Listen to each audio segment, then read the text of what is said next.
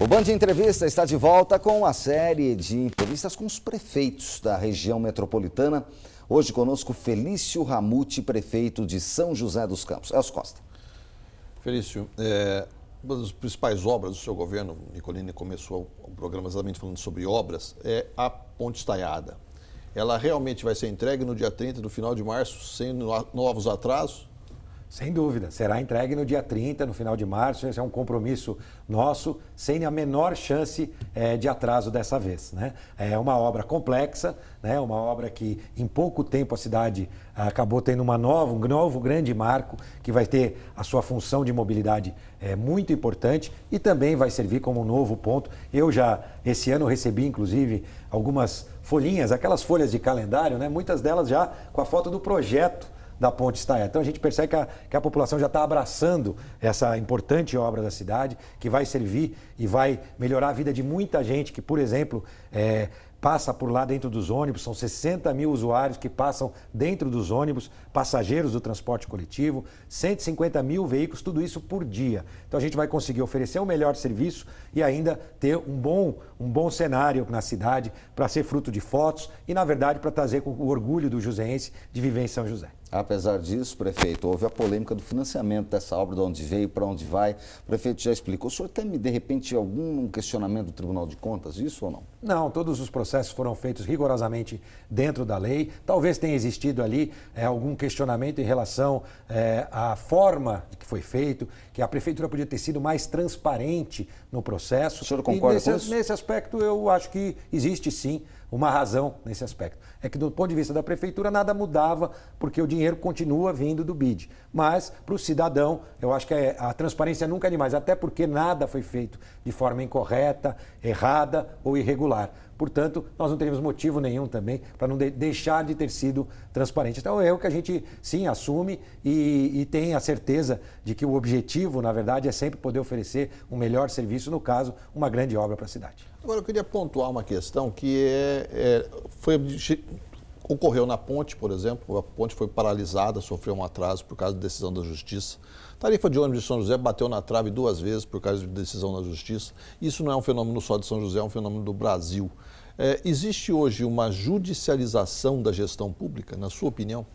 Sem dúvida, Elcio. Isso tem dificultado muito o trabalho de muitos prefeitos. Eu sou vice-presidente da Frente Nacional de Prefeitos, vice-presidente de mobilidade. E esse é um dos temas mais discutidos entre os prefeitos. Nós temos prefeitos, inclusive, que são promotores, ex-promotores de justiça, né? E existe uma dificuldade muito grande. Além de uma repercussão, às vezes, política negativa ao, por exemplo, o Ministério Público propor uma ação, né? Isso já causa, né? A imprensa deve divulgar, já divulga aquela questão, mas às vezes para o cidadão comum ele não sabe a diferença entre o Ministério Público propor uma ação e de fato aquilo ter algum fundamento legal. Isso dificulta ainda mais o andamento, porque você tem que estar se justificando, apresentando as suas defesas e tem dificultado muito o dia a dia dos prefeitos. Claro, não só a questão da judicialização, como também a questão das redes sociais, que às vezes as fake news complicam muito o dia a dia da estrutura da prefeitura, que tem que ficar explicando e aquelas notícias falsas. Por isso que é importante acompanhar jornais de credibilidade, ter a oportunidade de a gente estar aqui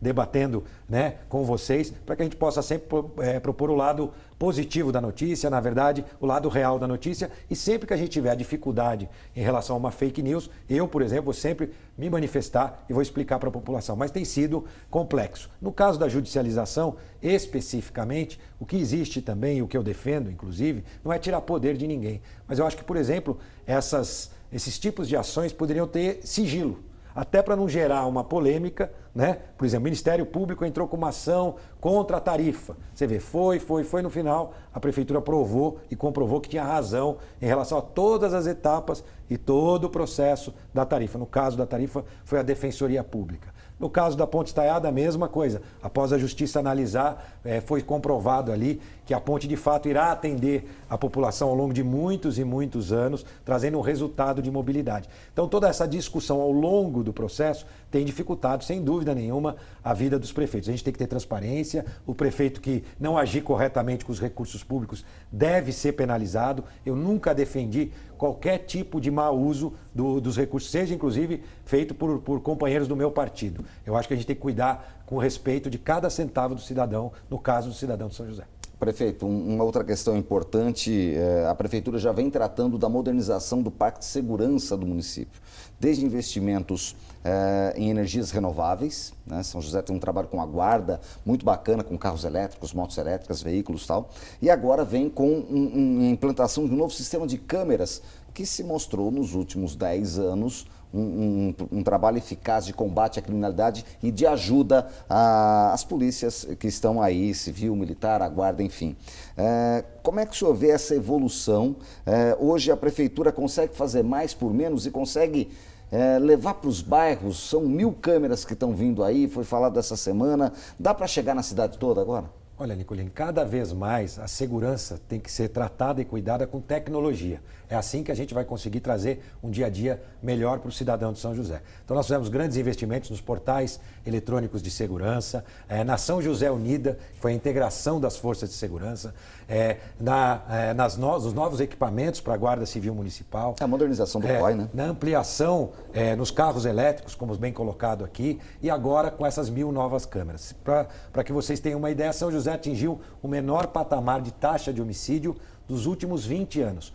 4,95 por cada 100 mil habitantes, né? Esse resultado não acontece do dia para a noite, é um esforço conjunto, mas cada vez mais se demonstra que é somente com tecnologia. E agora são 1000 câmeras com inteligência. São José foi modelo quando implantou o COI, bem citado por você, há 15 anos atrás, 15 anos. Né? Quando implantou o COI. Foi praticamente o primeiro centro de operações integradas ali, com monitoramento. Tinha gente de todo o Brasil, inclusive, conheceu Pra o COI. Para ver. Nós vamos passar por esse novo ciclo agora, né? Nós vamos receber agora gente de todo o Brasil para ver o novo CSI, né? O Centro de Segurança e Inteligência. É ali que, na verdade, nós vamos ter toda a inteligência artificial voltada a dar mais segurança para o cidadão. Reconhecimento facial nas câmeras, câmeras panorâmicas, câmeras 360 graus, reconhecimento não só facial, mas de situações, como, por exemplo, uma pessoa que fica muito tempo parada na frente de um determinado estabelecimento à noite, por exemplo. A câmera vai alertar o operador